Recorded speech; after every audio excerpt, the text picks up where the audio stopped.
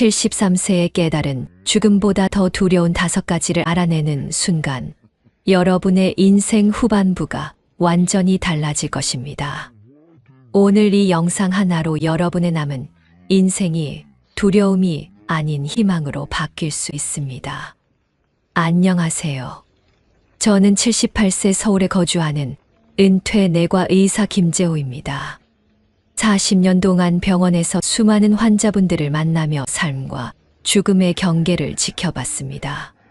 그 과정에서 깨달은 것이 있습니다.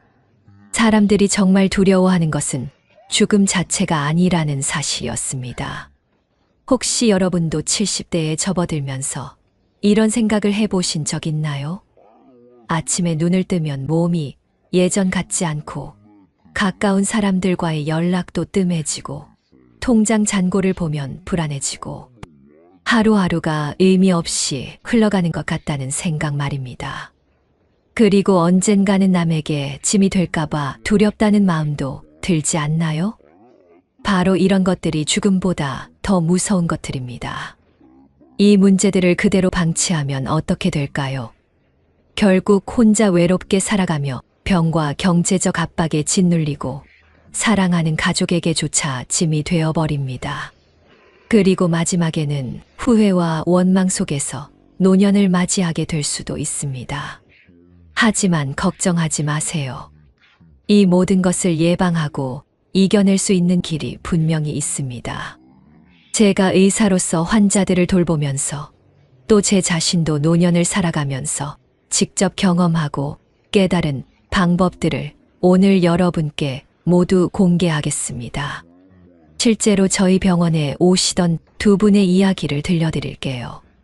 74세 박씨 어르신은 건강관리를 소홀히 하고 사람들과의 만남도 피하며 살아오셨습니다. 결국 당뇨와 고혈압이 악화되어 병원을 들락날락하게 되었고 혼자 계시는 시간이 늘어나면서 우울증까지 찾아왔습니다. 지금은 매일 약을 챙겨 먹어야 하고 외출하는 것도 두려워하십니다. 반대로 같은 나이인 75세 이씨 어르신은 조금 다르게 준비하셨습니다. 60대부터 꾸준히 운동하고 사람들과의 만남을 이어가며 작은 취미 활동도 즐기셨습니다. 지금도 매주 등산 모임에 나가시고 손자들과 여행도 다니시며 주변 사람들에게 활력을 주는 존재가 되셨습니다. 같은 나이, 비슷한 환경인데도 결과는 이렇게 정반대로 달라질 수 있습니다. 왜 이런 차이가 생길까요? 사실 저도 젊었을 때는 건강 관리를 소홀히 했던 적이 있습니다. 의사라는 직업을 가지고 있으면서도 정작 제 몸은 돌보지 않았죠. 바쁘다는 핑계로 운동도 안 하고 불규칙한 식사와 수면으로 몸을 혹사시켰습니다. 그러던 중 50대에 심근경색으로 쓰러진 경험이 있습니다. 그때 깨달았습니다. 아무리 많은 의학 지식을 가지고 있어도 실천하지 않으면 소용없다는 것을요. 그 경험 이후로 제 생활 습관을 완전히 바꿨습니다. 규칙적인 운동과 식사, 충분한 수면, 그리고 사람들과의 따뜻한 관계 맺기까지 말입니다. 준비한다면 건강은 지켜지고 돈의 불안은 줄어들고 인간관계는 더욱 따뜻해집니다. 그 결과 우리의 노년은 두려움이 아닌 자유와 행복으로 채워질 수 있습니다. 이것은 저만의 경험이 아닙니다. 제가 만난 수많은 환자분들 중에서 미리 준비하신 분들은 모두 행복한 노년을 보내고 계십니다. 그럼 이제부터 죽음보다 더 두려운 5가지와 그것을 극복하는 방법을 하나씩 자세히 알려드리겠습니다. 본격적으로 들어가기 전에 좋아요와 구독 버튼을 꼭 눌러주세요. 여러분의 작은 관심이 이 영상을 더 많은 분들과 나눌 수 있게 해주고 준비가 필요한 어르신들에게 큰 힘이 될 수 있습니다. 그리고 댓글로 여러분의 고민이나 경험도 공유해 주시면 함께 소통할 수 있어서 더욱 좋겠습니다. 특히 오늘 말씀드릴 3번째 방법은 많은 분들이 놓치고 있는 핵심 비밀입니다. 끝까지 집중해서 들어보세요. 분명 여러분의 인생을 바꾸는 계기가 될 것입니다. 첫 번째로 말씀드릴 것은 건강을 잃는 두려움입니다. 아마 여러분도 아침에 일어날 때마다 느끼실 겁니다. 무릎이 시큰거리고 계단 오르기가 예전 같지 않고 가끔 숨이 차오르는 그런 순간들 말입니다. 처음에는 나이 탓이라고 생각하며 넘어갑니다. 하지만 이런 작은 신호들을 무시하면 어떻게 될까요? 제가 진료하던 한 환자분 이야기를 해드리겠습니다.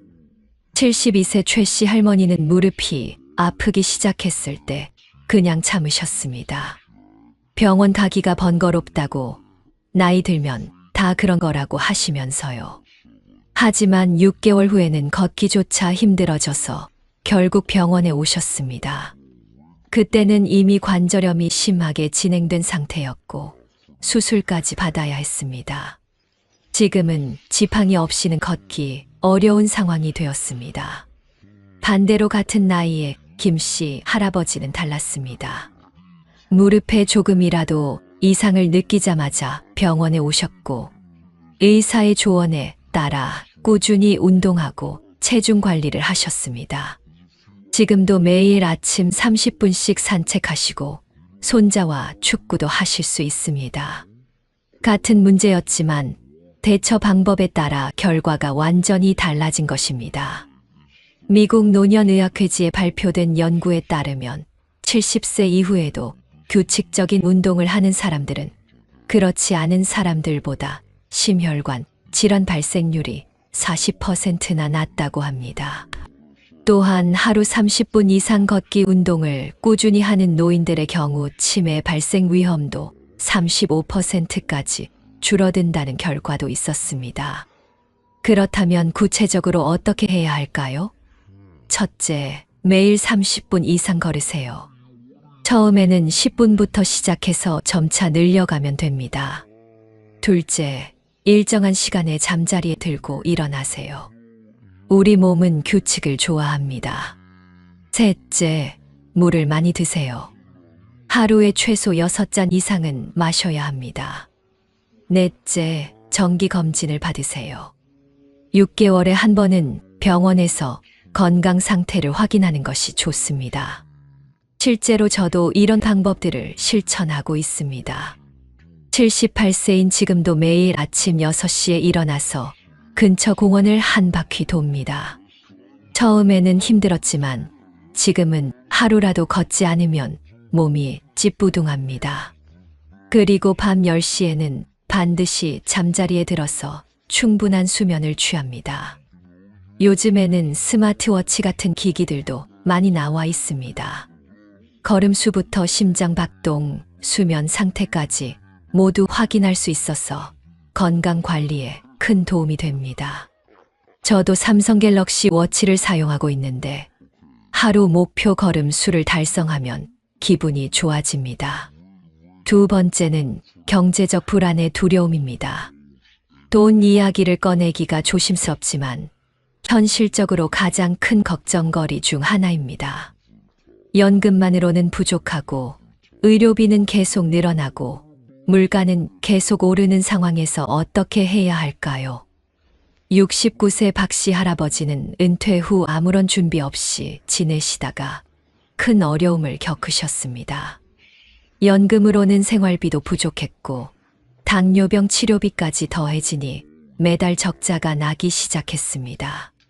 결국 자식들에게 손을 벌려야 하는 상황이 되었고 그 때문에 가족 관계도 어색해졌습니다.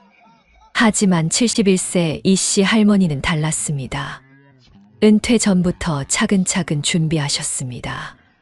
작은 텃밭을 가꿔서 채소를 기르고 남은 것은 이웃들에게 나눠주거나 작은 수익을 얻으셨습니다.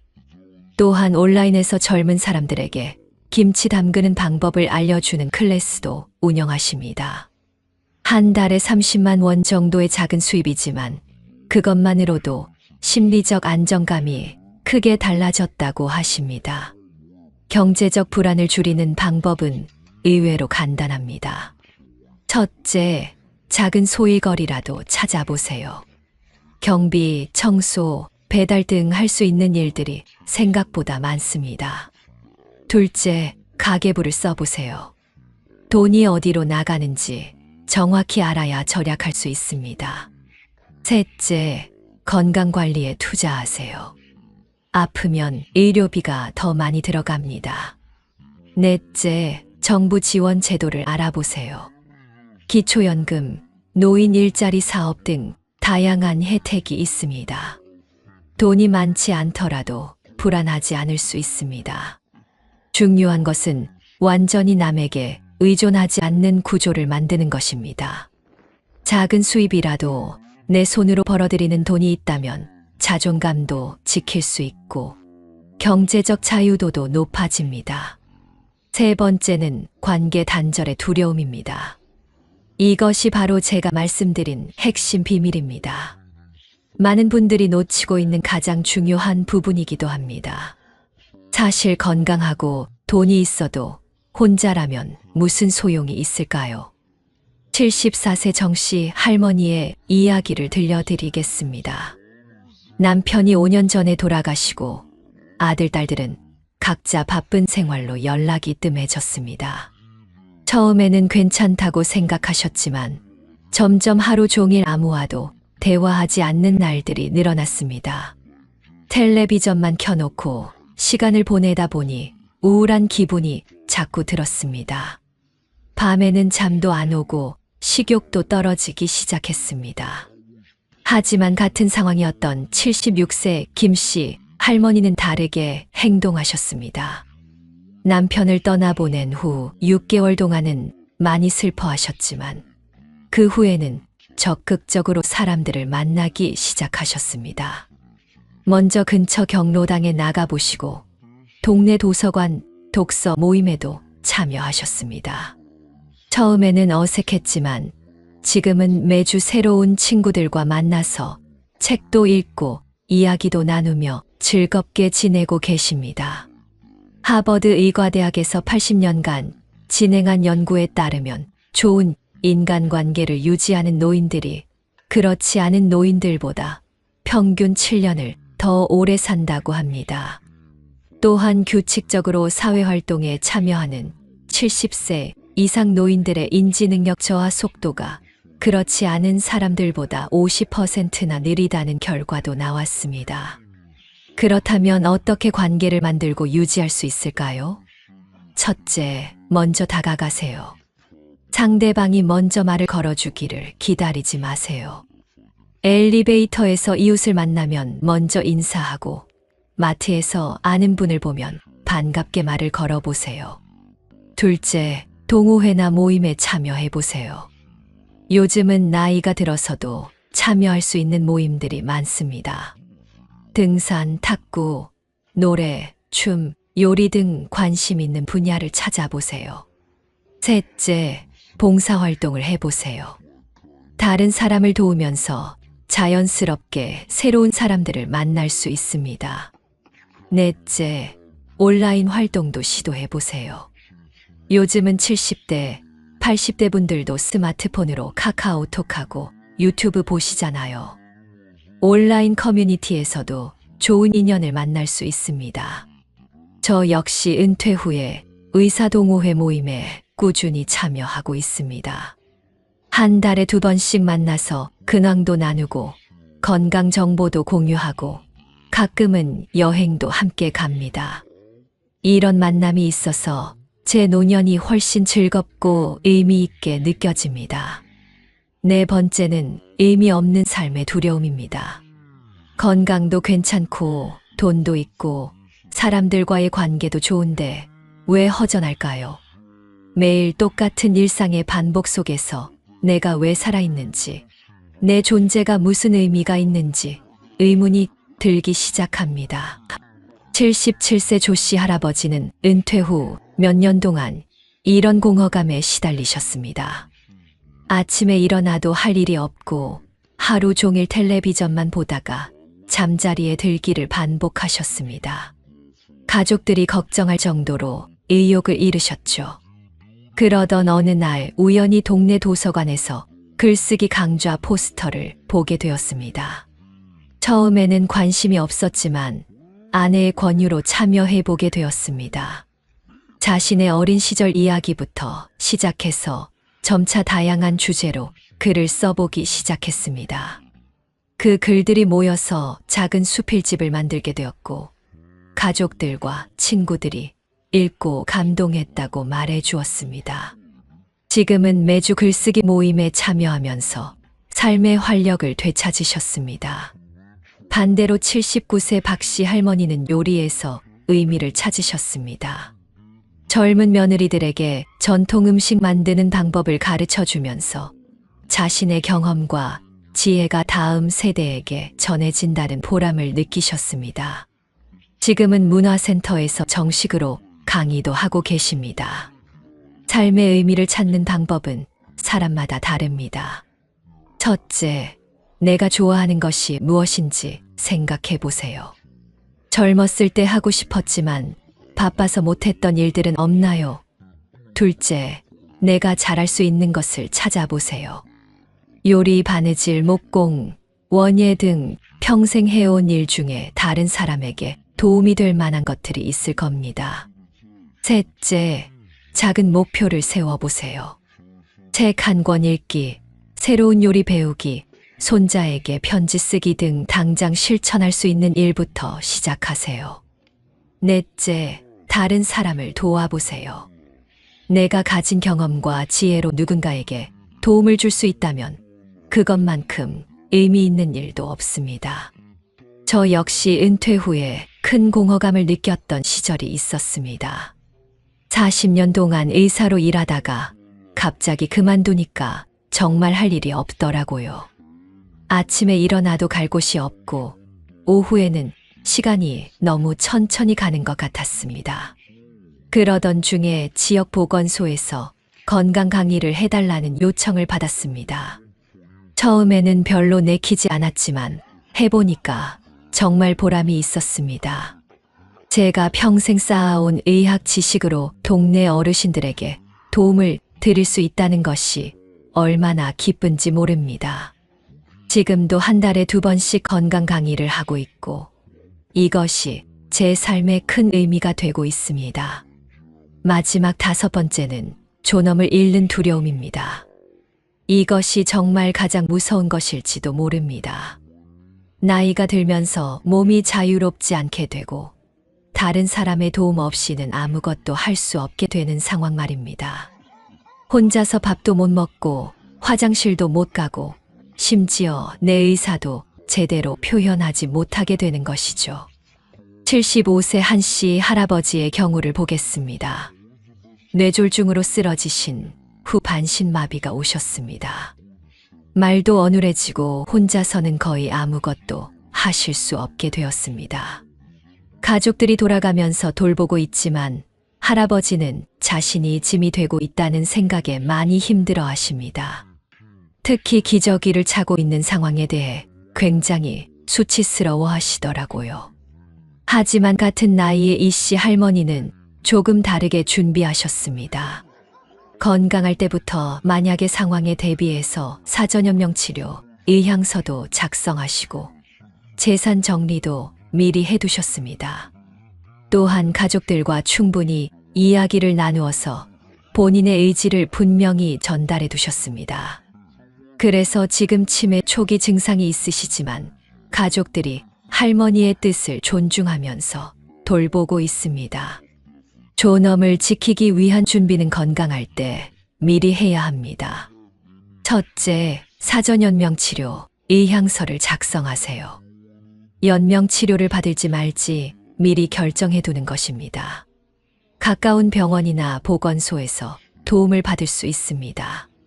둘째, 유언장을 써두세요. 재산뿐만 아니라 내 마지막 소망도 적어두면 됩니다. 셋째, 가족들과 충분히 대화하세요. 내가 어떤 상황이 되었을 때 어떻게 해주었으면 좋겠는지 솔직하게 이야기해두세요.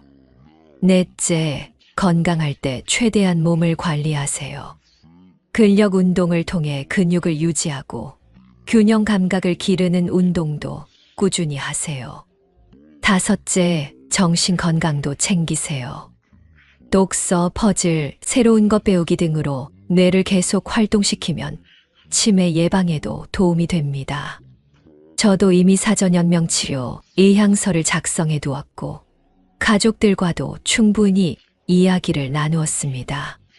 만약 제가 의식을 잃거나 의사 표현을 할 수 없는 상황이 되면 어떻게 해달라는 것까지 구체적으로 적어두었습니다. 이런 준비가 있으니까 마음이 훨씬 편합니다. 여기까지가 죽음보다 더 무서운 5가지 두려움과 그 해결책이었습니다. 정리해보면 첫째는 건강을 잃는 두려움, 둘째는 경제적 불안의 두려움, 셋째는 관계 단절의 두려움, 넷째는 의미 없는 삶의 두려움, 다섯째는 존엄을 잃는 두려움이었습니다.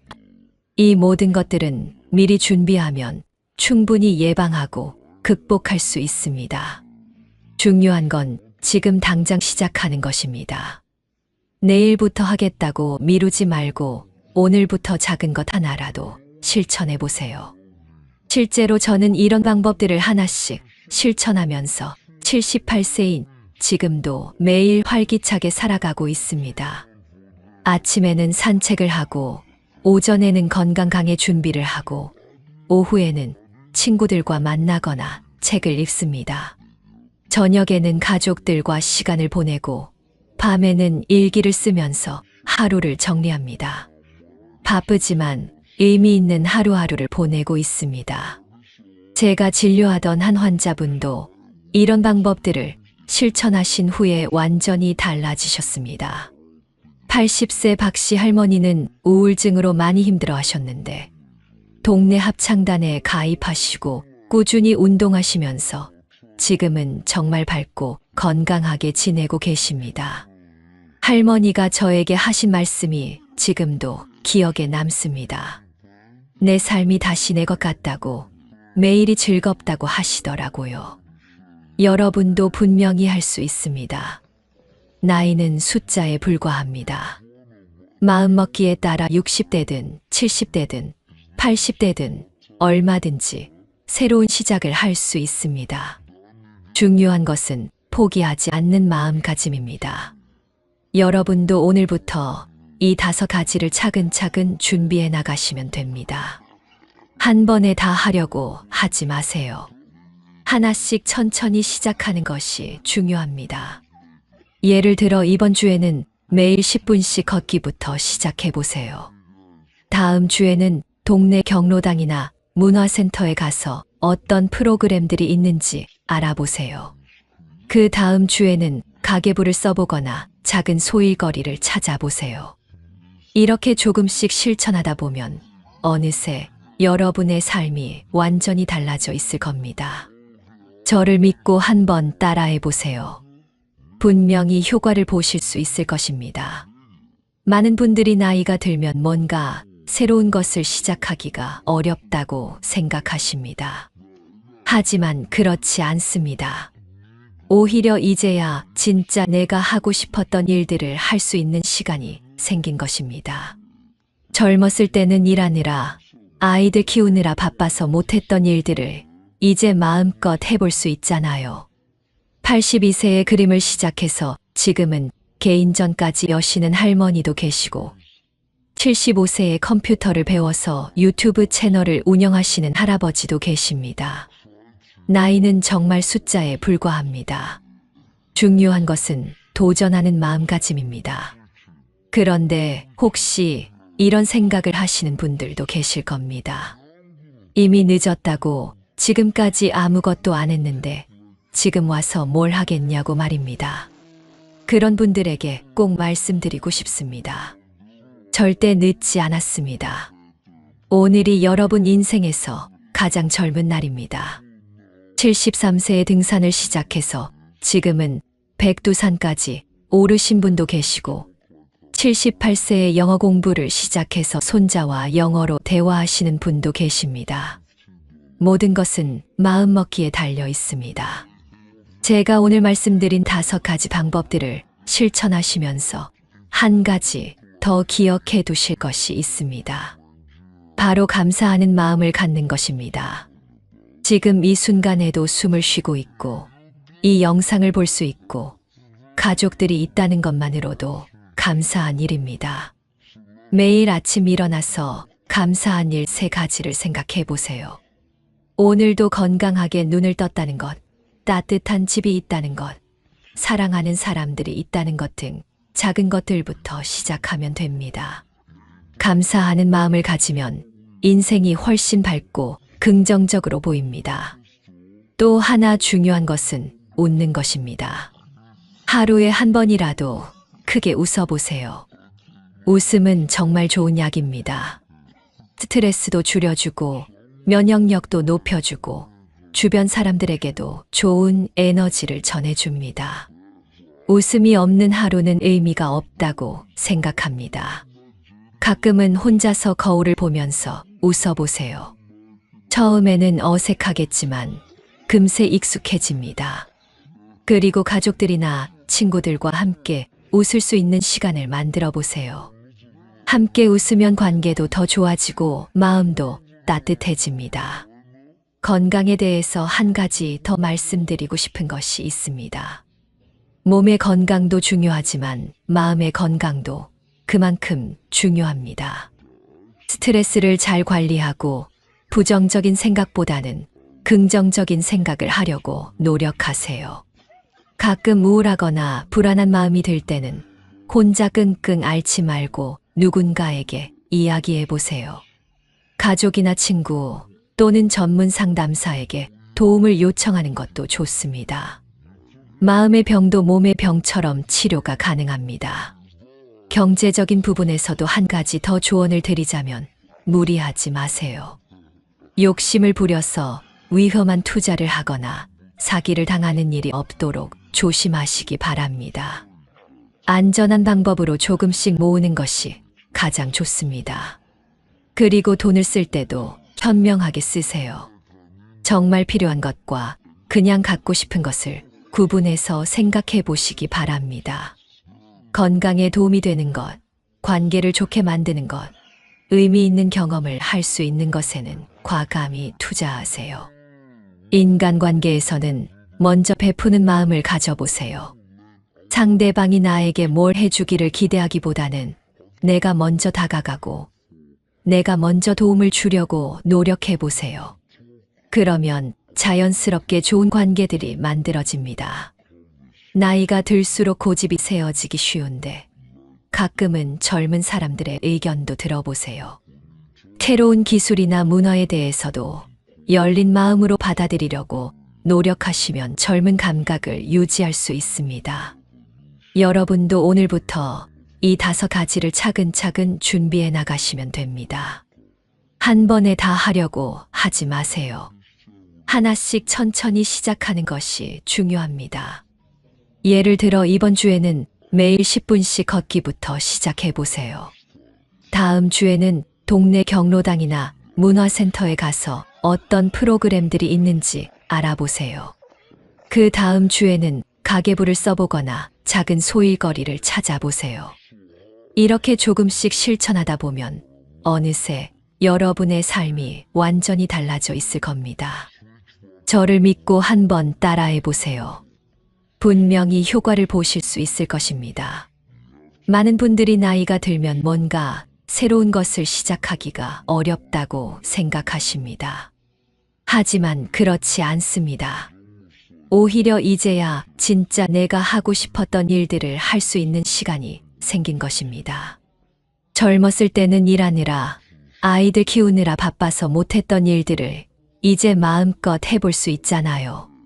82세에 그림을 시작해서 지금은 개인전까지 여시는 할머니도 계시고 75세에 컴퓨터를 배워서 유튜브 채널을 운영하시는 할아버지도 계십니다.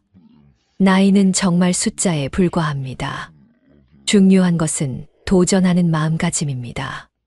그런데 혹시 이런 생각을 하시는 분들도 계실 겁니다.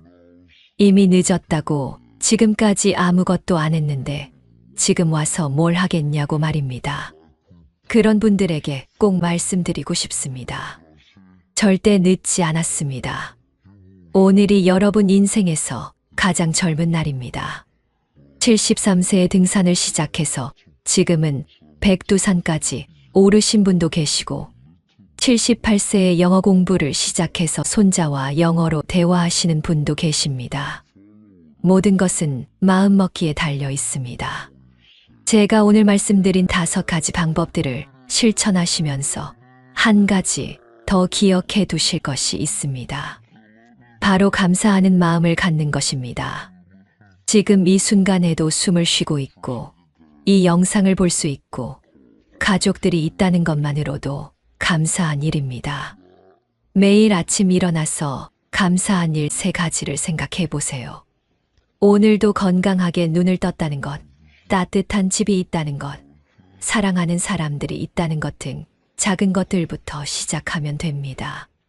감사하는 마음을 가지면 인생이 훨씬 밝고 긍정적으로 보입니다. 또 하나 중요한 것은 웃는 것입니다. 하루에 한 번이라도 크게 웃어보세요. 웃음은 정말 좋은 약입니다. 스트레스도 줄여주고 면역력도 높여주고 주변 사람들에게도 좋은 에너지를 전해줍니다. 웃음이 없는 하루는 의미가 없다고 생각합니다. 가끔은 혼자서 거울을 보면서 웃어보세요. 처음에는 어색하겠지만 금세 익숙해집니다. 그리고 가족들이나 친구들과 함께 웃을 수 있는 시간을 만들어 보세요. 함께 웃으면 관계도 더 좋아지고 마음도 따뜻해집니다. 건강에 대해서 한 가지 더 말씀드리고 싶은 것이 있습니다. 몸의 건강도 중요하지만 마음의 건강도 그만큼 중요합니다. 스트레스를 잘 관리하고 부정적인 생각보다는 긍정적인 생각을 하려고 노력하세요. 가끔 우울하거나 불안한 마음이 들 때는 혼자 끙끙 앓지 말고 누군가에게 이야기해 보세요. 가족이나 친구 또는 전문 상담사에게 도움을 요청하는 것도 좋습니다. 마음의 병도 몸의 병처럼 치료가 가능합니다. 경제적인 부분에서도 한 가지 더 조언을 드리자면 무리하지 마세요. 욕심을 부려서 위험한 투자를 하거나 사기를 당하는 일이 없도록 조심하시기 바랍니다. 안전한 방법으로 조금씩 모으는 것이 가장 좋습니다. 그리고 돈을 쓸 때도 현명하게 쓰세요. 정말 필요한 것과 그냥 갖고 싶은 것을 구분해서 생각해 보시기 바랍니다. 건강에 도움이 되는 것, 관계를 좋게 만드는 것, 의미 있는 경험을 할 수 있는 것에는 과감히 투자하세요. 인간관계에서는 먼저 베푸는 마음을 가져보세요.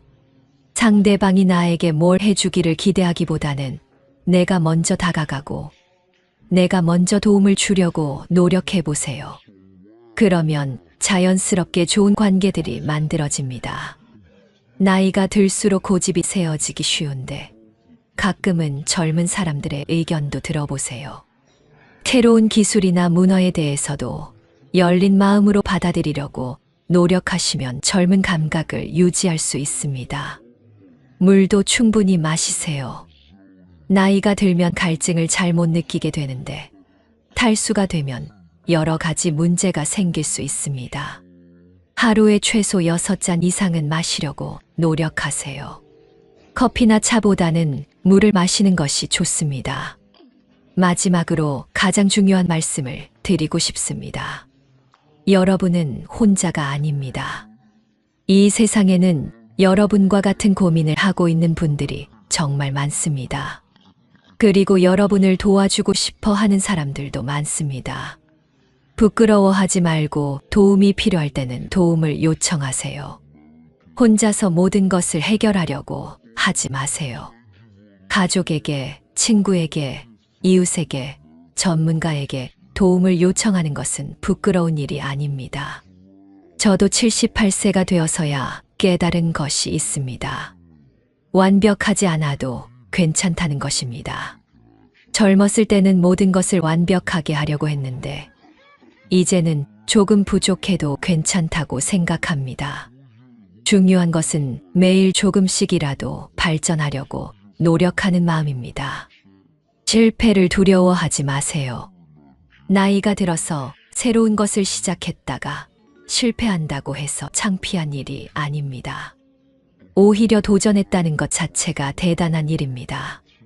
실패는 성공의 어머니라는 말이 있잖아요. 오늘 제가 말씀드린 5가지를 다시 한번 정리해 드리겠습니다. 첫째, 건강을 지키세요. 매일 조금씩이라도 운동하고 규칙적인 생활을 하고 정기 검진을 받으세요. 둘째, 경제적 불안을 줄이세요. 작은 소일거리라도 찾아보시고 가계부를 쓰시고 정부 지원 제도를 알아보세요. 셋째, 관계를 단절하지 마세요. 먼저 다가가고 동호회에 참여하고 봉사활동도 해보세요. 넷째, 삶의 의미를 찾으세요. 좋아하는 일을 하고 목표를 세우고 다른 사람을 도와보세요. 다섯째, 존엄을 지키세요.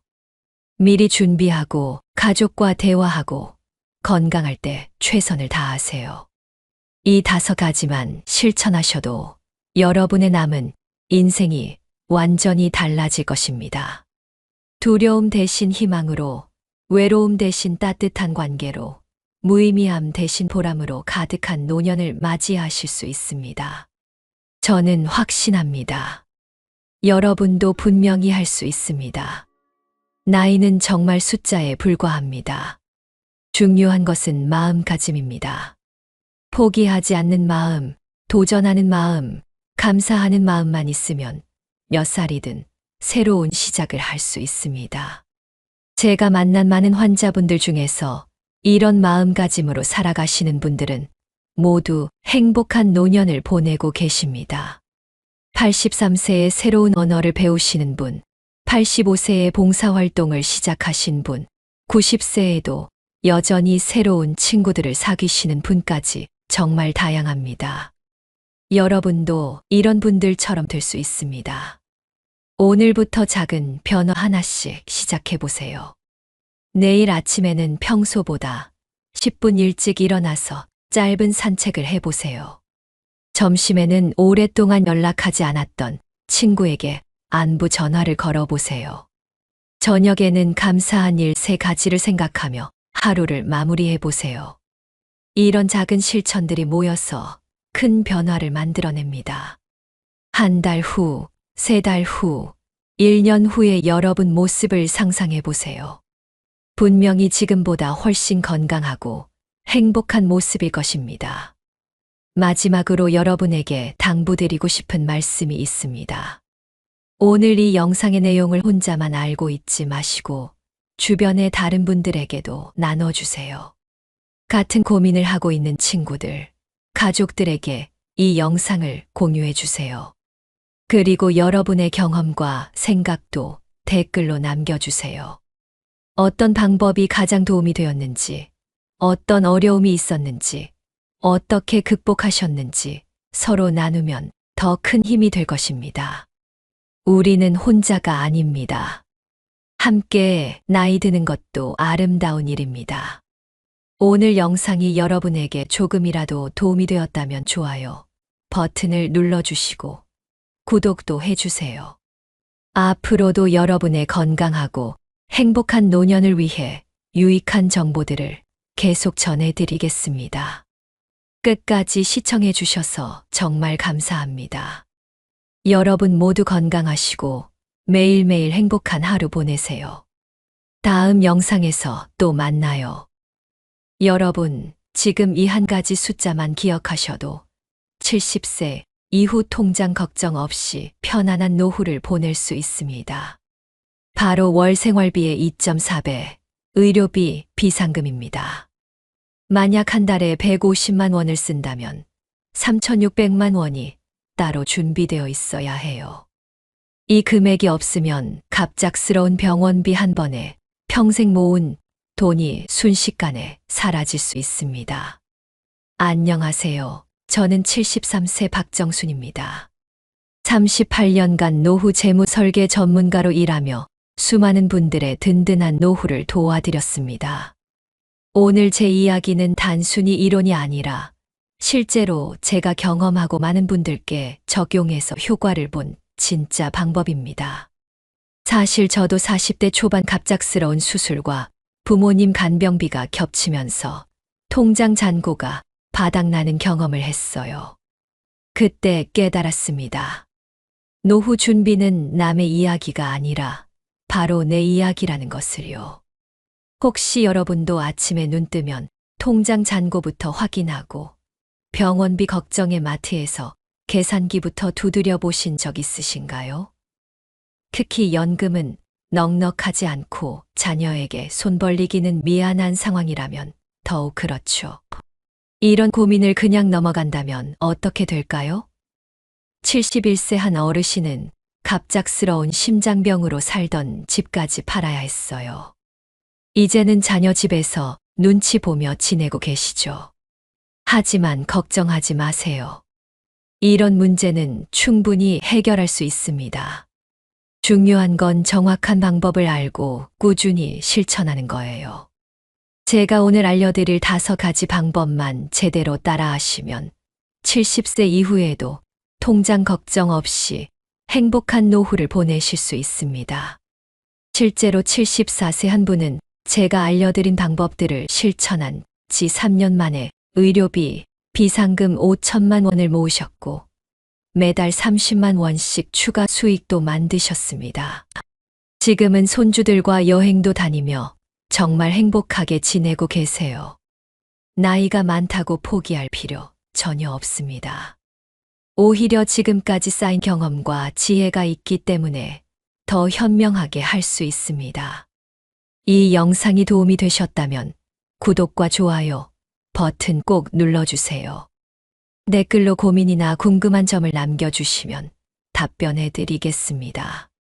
주변에 이런 고민을 하고 계신 분이 있다면 이 영상을 공유해 주세요. 자, 그럼 지금부터 본격적으로 70세 이후 든든한 통장을 만드는 5가지 비법을 알려드리겠습니다. 특히 3번째 방법은 정말 중요하니까 끝까지 놓치지 말고 들어주세요. 첫 번째 방법부터 말씀드릴게요. 바로 생활비 기록 습관 들이기입니다. 이거 정말 간단해 보이지만 엄청난 효과가 있어요. 저는 처음에 이 방법을 별로 중요하게 생각하지 않았는데 직접 해보니까 1년에 500만 원이 더 모이더라고요. 미국 노년의학회지에서 발표한 연구 결과를 보면 65세 이상 노인들이 가계부를 쓰기 시작한 후 평균 23%의 지출 절약 효과를 보았다고 합니다. 왜 이런 일이 일어날까요? 우리가 돈을 쓸 때는 무의식적으로 쓰는 경우가 너무 많거든요. 특히 작은 금액들은 기억도 잘 안 나고요. 제가 실제로 경험한 이야기를 해드릴게요. 저는 매일 아침 7시에 동네 카페에서 아메리카노 한 잔씩 마셨어요.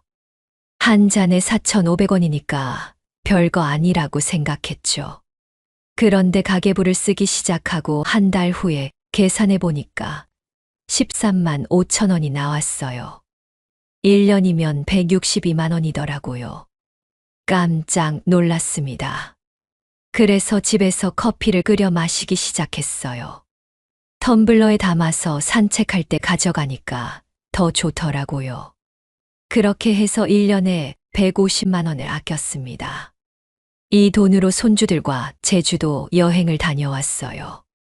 어떻게 시작하면 될까요? 정말 쉬워요. 스마트폰 가계부 앱을 하나 깔거나 아니면 동네 문구점에서 가계부 공책을 하나 사세요. 저는 공책을 추천해요. 손으로 직접 쓰는 게 기억에도 더 잘 남고 실감도 더 나거든요. 매일 저녁 9시에 하루 쓴 돈을 적어보세요. 아침 식비 8,000원, 점심 12,000원, 마트에서 우유랑 빵 샀는데 1만 원, 버스비 2,800원, 이런 식으로요. 처음에는 귀찮을 수도 있어요. 하지만 일주일만 해보세요. 정말 신기한 일이 일어납니다. 내가 어디에 돈을 많이 쓰는지 한눈에 보여요. 대부분 분들이 택시비에서 깜짝 놀라세요. 버스나 지하철로 갈 수 있는 거리인데도 편하다고 택시를 자주 타시거든요. 한 번에 1만 원씩 한 달이면 20만 원이 넘게 나와요. 또 마트에서 충동 구매하는 것도 눈에 보입니다. 우유 사러 갔는데 과자, 음료수, 과일까지 사서 5만 원 나오는 경우가 많아요. 계획 없이 가면 이런 일이 자주 생겨요. 가계부를 쓰고 나서 두 번째 주부터는 자연스럽게 생각하게 돼요. 이거 꼭 사야 하나? 집에 있는 거로 대신할 수 없나? 이렇게 한 번씩 생각하는 습관이 생기면 정말 많은 돈을 아낄 수 있어요. 제가 상담한 68세 김영희 씨는 가계부 쓰기 시작한 후 3개월 만에 월 지출을 40만 원 줄였어요. 어떻게 했냐고 물어보니까 배달 음식을 줄이고 집에서 해 먹기 시작했대요. 건강도 좋아지고 돈도 아끼고 일석이조였다고 하시더라고요. 또 다른 분은 72세 박철수 씨인데요. 이분은 골프용품 사는데 돈을 너무 많이 썼어요. 가계부를 쓰고 보니까 한 달에 골프용품비로 80만 원씩 나가는 걸 알게 되었어요.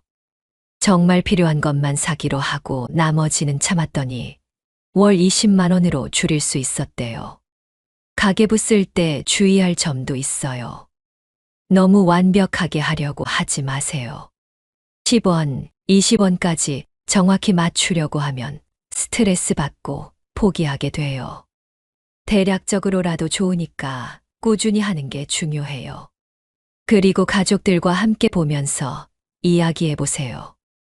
어디서 돈을 많이 쓰는지, 어떻게 하면 줄일 수 있는지 같이 의논하는 거예요. 혼자 하는 것보다 훨씬 재미있고 효과도 좋아요. 마지막으로 한 가지 더 팁을 드리면요. 한 달에 한 번은 지출 내역을 카테고리별로 정리해 보세요. 식비, 교통비, 의료비, 취미비 이런 식으로 나누어서 보면 어느 부분에서 돈을 많이 쓰는지 더 명확하게 알 수 있어요. 생활비 기록만 제대로 해도 여러분의 통장 잔고가 눈에 띄게 늘어날 거예요. 이제 두 번째 방법을 말씀드릴게요. 두 번째 방법은 연금 외추가 현금 흐름 만들기입니다. 연금만으로는 정말 부족해요. 국민연금 받는 분들 평균이 월 60만 원 정도밖에 안 되거든요. 여기에 개인연금이나 퇴직연금까지 합쳐도 월 150만 원 넘기가 쉽지 않아요. 그런데 요즘 물가로는 이 돈으로 한 달 살기가 정말 빠듯하죠. 그래서 작은 돈이라도 꾸준히 들어오는 수익원을 만들어야 해요. 월 10만 원만 추가로 들어와도 1년이면 120만 원이에요. 이 돈이면 갑작스런 병원비나 경조사비 정도는 충분히 해결할 수 있어요. 제가 실제로 해본 방법들을 말씀드릴게요. 저는 집에 빈 방이 하나 있었어요. 자녀들이 독립하고 나서 쓰지 않는 방이었죠. 처음에는 그냥 창고로 쓰고 있었는데 이 방을 월세로 내놓았어요. 한 달에 45만 원씩 받고 있어요. 1년이면 540만 원이에요. 세입자는 20대 직장인 여성분인데 정말 조용하고 깔끔하게 잘 지내세요. 오히려 집에 사람이 있으니까 더 안전한 느낌도 들고요. 혹시 집에 빈 방이 있으시다면 한번 생각해 보세요. 또 다른 방법으로는 제가 가지고 있던 기술을 활용했어요. 저는 젊었을 때 전자제품 수리 일을 했거든요. 은퇴한 후에도 동네에서 가끔씩 전자제품 수리를 해드리고 있어요. 선풍기, 믹서기, 전기밥솥 이런 것들 고쳐드리면서 한 번에 2만 원에서 5만 원씩 받아요. 한 달에 7번에서 10번 정도 하니까 월 30만 원 정도 수익이 나와요. 일하는 재미도 있고 돈도 벌고 좋아요. 특히 고쳐드린 분들이 고맙다고 하실 때 정말 보람을 느껴요. 69세 이순자 씨는 평생 바느질을 잘하셨는데 동네에서 옷 수선해드리는 일을 시작하셨어요. 바지 기장 줄이기, 치마 허리 줄이기, 단추 달아주기 이런 일들이에요. 한 번에 5천 원에서 1만 원씩 받으시는데 한 달에 20만 원 정도 버세요. 또 다른 분은 75세 최영수 씨인데요. 이분은 40년 동안 운전기사를 하셨어요. 지금은 가끔씩 동네 어르신들 병원 모셔다 드리는 일을 해요. 택시보다 저렴하게 해드리니까 단골 고객들이 생겼어요. 한 달에 25만 원 정도 버신다고 하더라고요. 요즘은 인터넷을 활용하는 방법도 많아요. 중고나라나 당근마켓에서 안 쓰는 물건들을 파는 거예요. 집에 있는 책, 옷, 가전제품, 가구 이런 것들 정리해서 팔면 생각보다 돈이 많이 나와요. 저는 작년에 안 보는 책 200권 정도를 팔았는데 80만 원이 나왔어요. 어차피 안 보는 책들이라 버릴 생각이었는데 돈까지 받으니 일석이조였죠. 옷장 정리해서 안 입는 옷들도 팔았는데 30만 원 정도 더 나왔어요. 중고 물품 판매할 때 팁을 드리면요. 사진을 깨끗하게 찍고 상품 설명을 자세히 써주세요. 그리고 가격은 처음에 조금 높게 올렸다가 점점 내리는 게 좋아요. 너무 급하게 팔려고 하면 손해보는 경우가 많거든요. 또 다른 방법으로는 재능 나누기가 있어요. 평생 살면서 쌓은 경험과 지식을 활용하는 거예요. 동네 도서관에서 독서, 지도를 하거나 복지관에서 바둑이나 장기를 가르치는 일도 있어요. 71세 김정우 씨는 30년 동안 회계사로 일하셨는데 은퇴 후에 동네 소상공인들 세무상담을 해드리고 있어요. 한 번에 3만 원씩 받으시는데 한 달에 10번 정도 하시니까 30만 원 버세요. 돈도 벌고 사회에 도움도 되니까 정말 좋다고 하시더라고요. 혹시 요리를 잘하시는 분들은 반찬 만들어서 파는 것도 좋은 방법이에요. 요즘 1인 가구가 많아서 집밥 같은 반찬을 찾는 분들이 많거든요. 김치, 나물, 조림 이런 것들 만들어서 동네에서 파시는 분들도 계세요. 다만 음식 관련해서는 위생에 특히 신경 써야 하고 관련 법규도 확인해 보셔야 해요. 동네 주민센터에 문의하시면 자세히 알려주실 거예요. 중요한 건 내가 가진 기술이나 경험을 활용하는 거예요. 너무 거창하게 생각하지 마시고 작은 것부터 시작해 보세요.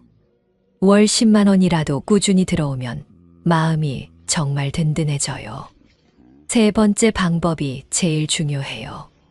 바로 의료비 쿠션 자금 마련하기입니다. 이거 정말 무조건 해야 해요.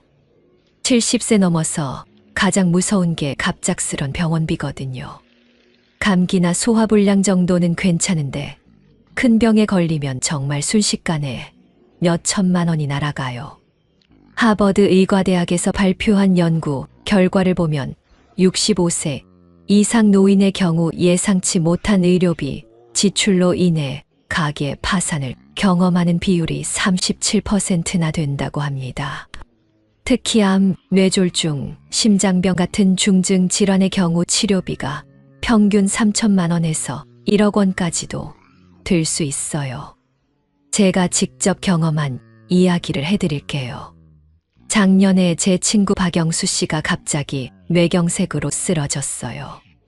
74세였는데 그동안 건강하게 잘 지내다가 갑자기 그런 일이 생겼죠.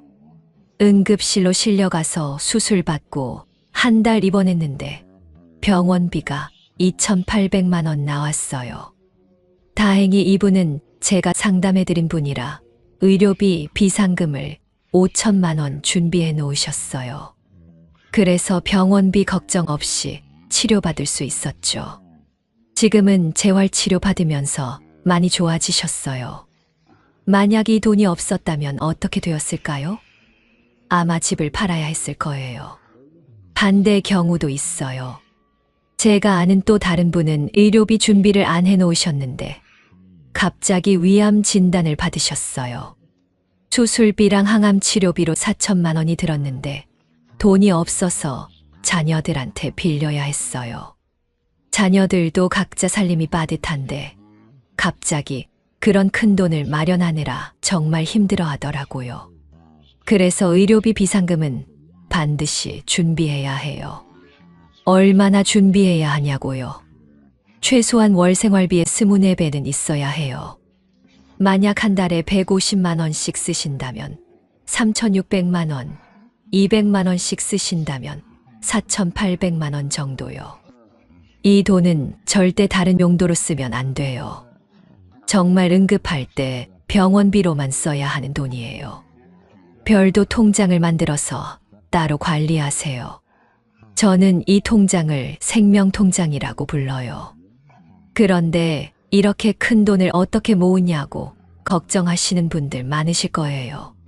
한 번에 모으는 게 아니라 조금씩 차근차근 모으는 거예요. 지금 있는 돈에서 먼저 떼어놓고 시작하세요. 예를 들어 지금 통장에 1,500만 원 있다면 일단 500만 원은 의료비 통장에 넣어두세요. 그리고 매달 앞에서 말씀드린 방법들로 아낀 돈이나 추가로 번 돈을 조금씩 더 넣는 거예요. 월 20만 원씩만 넣어도 10년이면 2,400만 원이에요. 의료비 비상금을 어디에 넣어둘지도 중요해요. 정기예금이나 적금에 넣어두는 게 좋아요. 주식이나 펀드 같은 데 넣으면 안 돼요. 돈이 필요할 때 주식 가격이 떨어져 있으면 손해를 보거든요. 안전하게 은행 예금에 넣어두세요. 금리가 낮아서 아깝다고 생각하실 수도 있는데 이 돈은 수익을 내는 돈이 아니에요. 생명을 지키는 보험 같은 돈이에요. 수익률보다는 안전성이 더 중요해요. 또 하나 팁을 드리면 의료비 비상금 외에 건강보험, 실비보험도 꼭 들어두세요. 나이가 많으면 보험료가 비싸긴 하지만 그래도 들어두는 게 좋아요. 실비보험이 있으면 병원비 부담이 많이 줄어들거든요. 저는 71세에 실비보험에 가입했는데 월 보험료가 8만 원 정도 나와요. 비싸다고 생각할 수도 있지만 작년에 백내장 수술 받을 때 병원비 80만 원 중에 70만 원을 돌려받았어요. 1년 보험료보다 더 많이 받은 거죠. 의료비 준비하면서 건강관리도 같이 해야 해요. 병에 안 걸리는 게 제일 좋은 방법이거든요. 규칙적인 운동, 금연, 금주, 정기 건강검진 이런 것들 꼭 지키세요. 특히 정기 건강검진은 정말 중요해요. 병을 일찍 발견하면 치료비도 적게 들고 완치 가능성도 높아져요. 국가에서 하는 무료 건강검진 꼭 받으시고 필요하면 개인적으로 추가 검사도 받아보세요. 의료비 비상금을 모으는 게 힘들 수도 있어요. 하지만 이건 정말 중요한 일이에요. 가족들과도 상의해서 계획을 세워보세요. 자녀들도 부모님 의료비 준비되어 있으면 마음이 편할 거예요. 네 번째 방법은 소비 기준 낮추기입니다. 이거 듣기엔 좀 서글플 수도 있어요. 하지만 현실적으로 정말 중요한 방법이에요. 젊었을 때 기준으로 계속 살면 돈이 금세 떨어져요. 저도 처음엔 받아들이기 힘들었어요. 40년 넘게 일하면서 어느 정도 생활 수준을 유지해 왔는데 갑자기 줄이라니 억울하기도 했죠. 하지만 생각을 바꿔보니까 오히려 더 행복해졌어요. 예를 들어 외식 이야기를 해볼게요.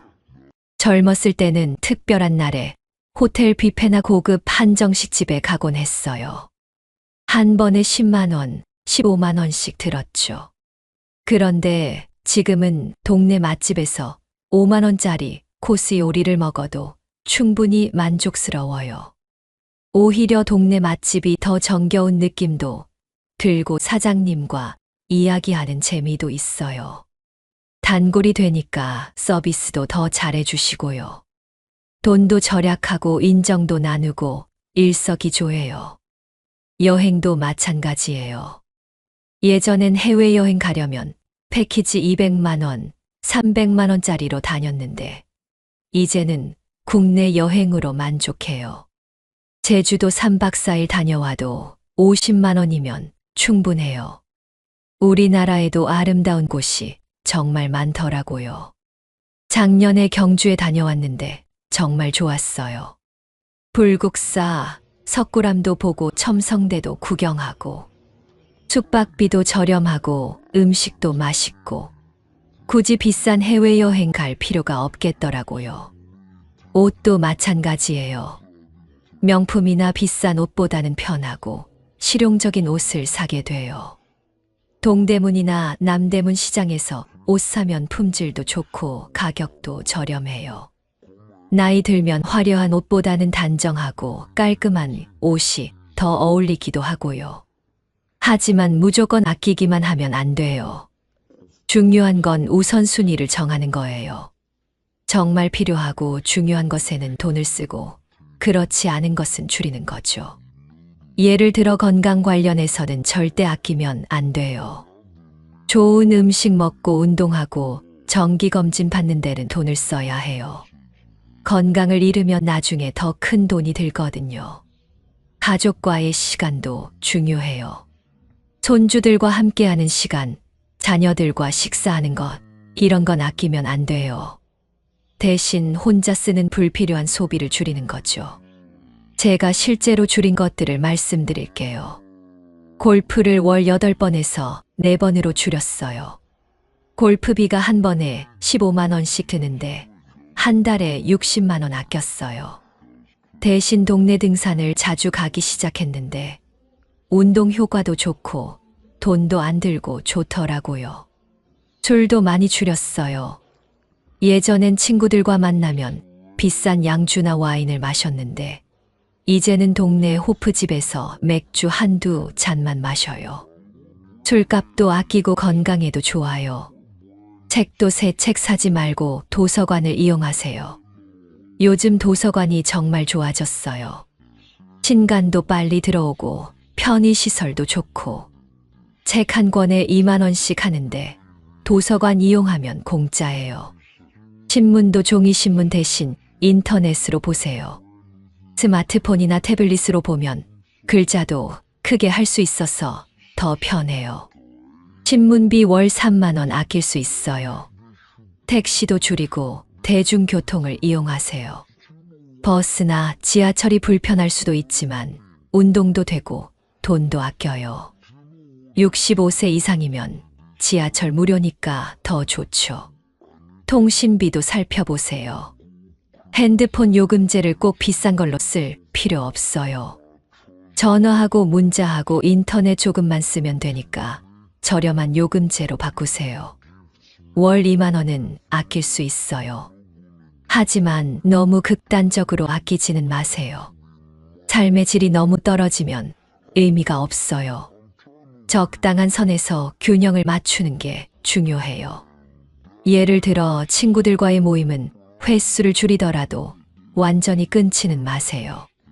사람과의 관계가 끊어지면 외로워지고 건강에도 안 좋아요. 대신 비싼 곳 대신 저렴한 곳에서 만나거나 집에서 모임을 하는 것도 좋아요. 취미 생활도 마찬가지예요. 완전히 포기하지 말고 돈이 적게 드는 방법을 찾아보세요.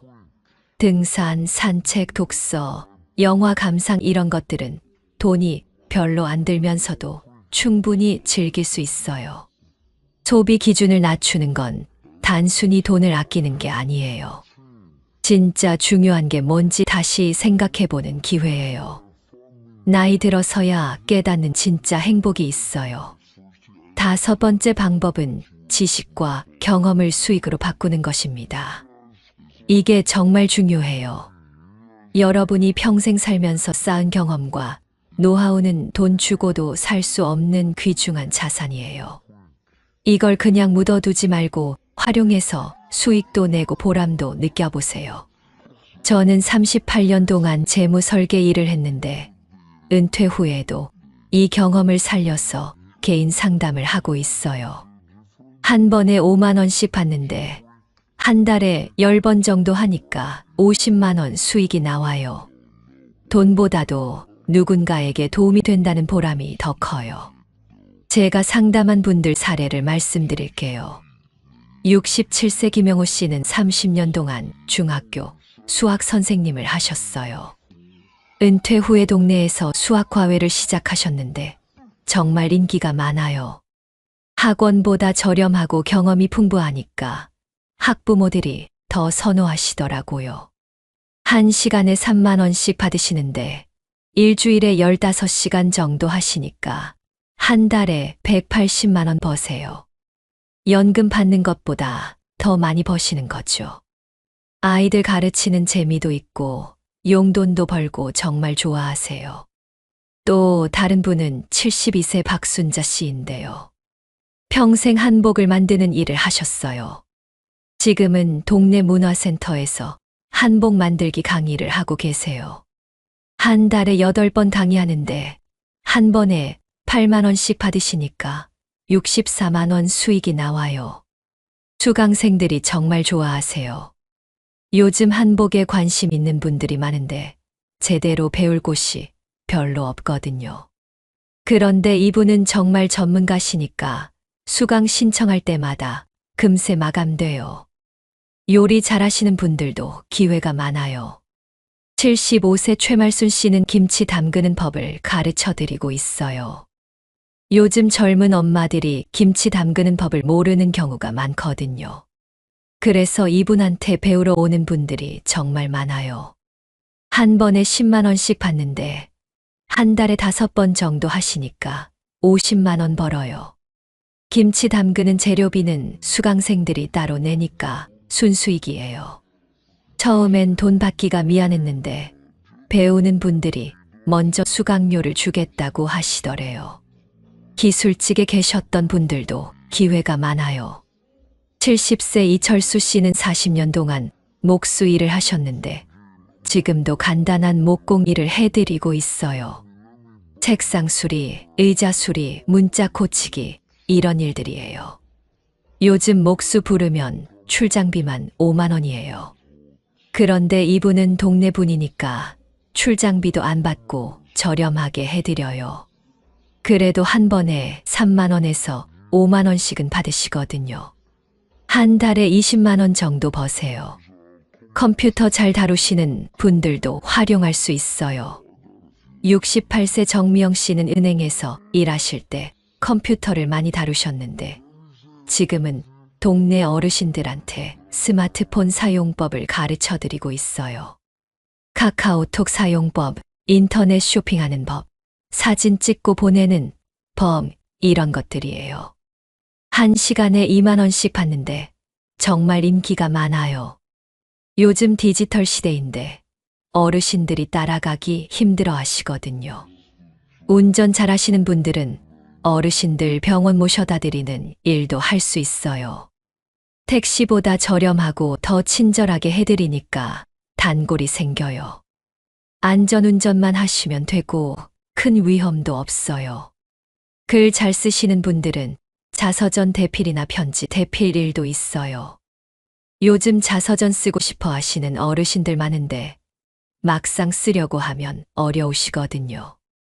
그런 분들 도와드리는 일이에요. 중요한 건 내가 뭘 잘하는지 먼저 파악하는 거예요. 평생 해온 일, 취미, 특기 이런 것들 중에서 다른 사람들에게 도움이 될 만한 게 뭔지 생각해 보세요. 처음에는 무료로 시작해 보는 것도 좋아요. 동네 복지관이나 문화센터에서 자원봉사로 시작해서 반응이 좋으면 유료로 전환하는 거죠. 갑자기 돈 받고 시작하기엔 부담스러우니까요. 온라인도 활용해 보세요. 요즘은 줌이나 구글 미트 같은 화상회의 프로그램으로 온라인 강의도 할 수 있어요. 집에서 편하게 할 수 있고 더 많은 사람들을 만날 수 있어요. 가장 중요한 건 자신감이에요. 나이가 많다고 위축되지 마세요. 오히려 경험이 많으니까 더 신뢰받을 수 있어요.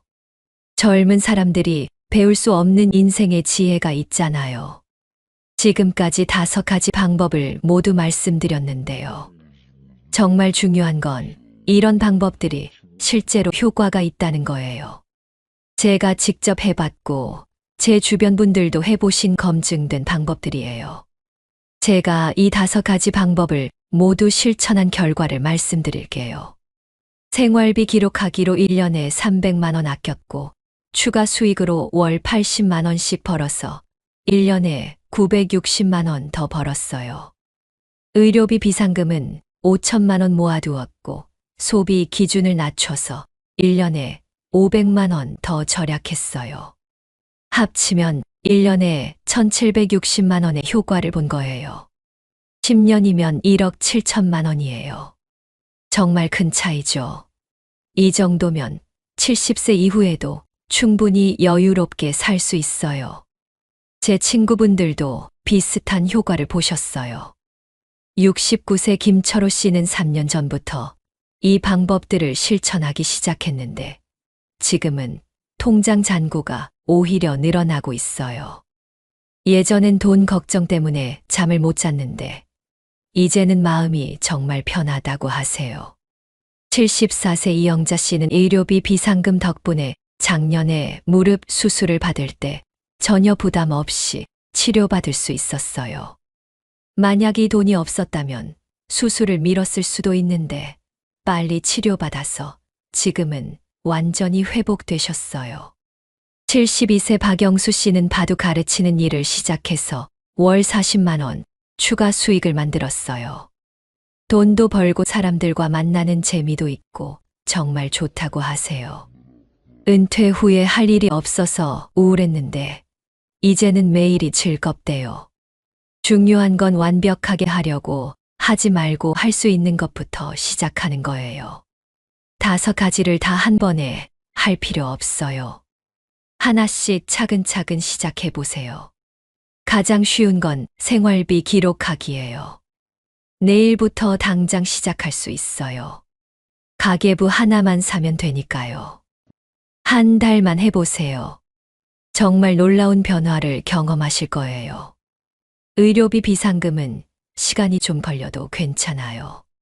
지금 있는 돈에서 일부를 떼어놓고 시작해서 조금씩 늘려가면 돼요. 급하게 할 필요 없어요. 추가 수익 만들기도 부담스러워 하지 마세요. 내가 뭘 할 수 있는지부터 생각해 보세요. 작은 것부터 시작하면 돼요. 월 10만 원이라도 큰 도움이 되거든요. 가족들과도 상의해 보세요. 혼자 하는 것보다 가족들이 응원해주면 더 쉬워져요. 자녀들도 부모님이 경제적으로 안정되어 있으면 마음이 편할 거예요. 너무 욕심내지는 마세요. 갑자기 많이 벌려고 하거나 무리하게 절약하려고 하면 오히려 스트레스 받고 포기하게 돼요. 천천히 꾸준히 하는 게 제일 중요해요. 건강이 제일 우선이에요. 돈을 위해서 건강을 해치면 안 돼요. 무리하지 말고 내 몸 상태에 맞게 하세요. 건강해야 오래 할 수 있어요. 마지막으로 긍정적인 마음가짐을 가지세요. 나이가 많다고 포기하지 마세요. 지금 시작해도 충분히 늦지 않아요. 오히려 경험과 지혜가 있으니까 젊은 사람들보다 더 현명하게 할 수 있어요. 여러분 모두 충분히 할 수 있어요. 저도 70 넘어서 시작했는데 이렇게 좋은 결과를 얻었잖아요. 여러분도 분명히 성공하실 거예요. 오늘 말씀드린 내용이 도움이 되셨다면 구독과 좋아요 꼭 눌러주세요. 그리고 댓글로 여러분의 경험이나 궁금한 점을 남겨주시면 제가 꼭 답변 드리겠어요. 주변에 비슷한 고민을 하고 계신 분들이 있다면 이 영상을 공유해 주세요. 많은 분들에게 도움이 될 거예요. 다음 영상에서는 더 구체적인 노후 재무 관리 방법들을 알려드릴 예정이에요. 알림 설정해 두시면 새 영상이 올라올 때마다 바로 보실 수 있어요. 여러분 모두 건강하시고 행복한 노후 보내세요. 든든한 통장과 함께 말이에요. 오늘도 시청해 주셔서 정말 감사합니다. 다음 영상에서 또 만나요.